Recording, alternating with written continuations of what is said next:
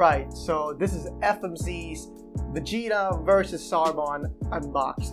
So we've just looked over the art box itself. It's wonderful, it's splendid. It includes the comic slides inside the art box as well. So now let's take a look at, so the statue itself comes in different parts. So first we have Zarbon's cape, we have Zarbon's head and his body. Later we then have Vegeta and his head separated.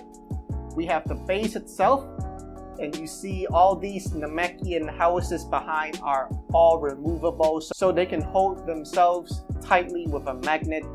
All the trees in here are also separable.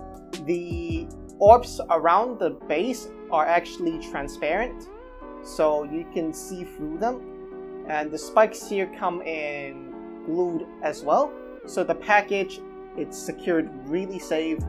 I love the design on the base. It's white, it's very clean. I like how they've added scratches to depict the battle. So there's a little bit of battle damage theme going on. Everything is painted nicely behind the statue itself, so you don't lose out any details when you're doing 360 degree of display.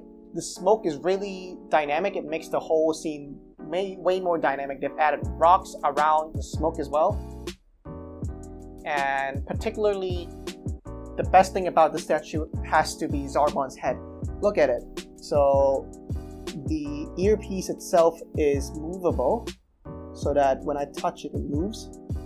So is the other one. And the hair piece is actually in one piece, so it's actually really beautiful. You don't have to separate it, so you don't see any seam line. Zarbon is secured pretty safely. Zarbon's leg is actually stuck inside the smoke, and over here is another support, so Zarbon's knee is sitting on smoke itself. There is a spot on the statue right here. It actually is depicting Zarbon kicking Vegeta. So you may think that there is actually a contact point, but there isn't. It isn't actually touching each other. The Vegeta sculpt is pretty awesome as well, because we seldom see a true 1/6 in Saiyan armor. And you see this caved in design is actually really nice. One thing I might have to complain is Vegeta's head sculpt. It could be better after seeing Sumei's Vegeta head sculpt. Yeah, everything on this statue is perfect, especially Zarbon's face, because this Zarbon, this Zarbon form hasn't been made into a statue before. So of course, between Vegeta and Zarbon, we have the infamous Alphabito. So they first made a Vegeta versus Zarbon, but Zarbon in a different form, in his monstrous form.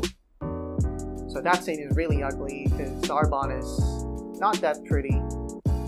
I actually prefer Zarbon in this form, as he's way more pretty. Right. Everything on this statue has his own unique texture. Let's say the smoke. This texture of the smoke is a little bit rough, so is the floor, but I think it's acceptable as this is their first resin statue. So it's a little bit rough on the smoke and on the floor as well. There is texture on both of Vegeta's and Zarbon's hands. Another different type of texture on Zarbon's arm. Battle damaged everywhere on Vegeta's armor. Speaking of these Namekian houses, let me take one apart and let you have a look at them. So it's really stable. Let me just put that back in.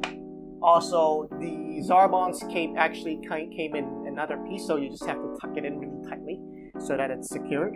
Overall, Alphabito's Zarbon versus Vegeta is 2-0. It's limited to 100 pieces and everyone is catching on to that, but I don't think a person should really go for that high price and chase for a statue that's, what, 5 years old? So this is FMZ's first product.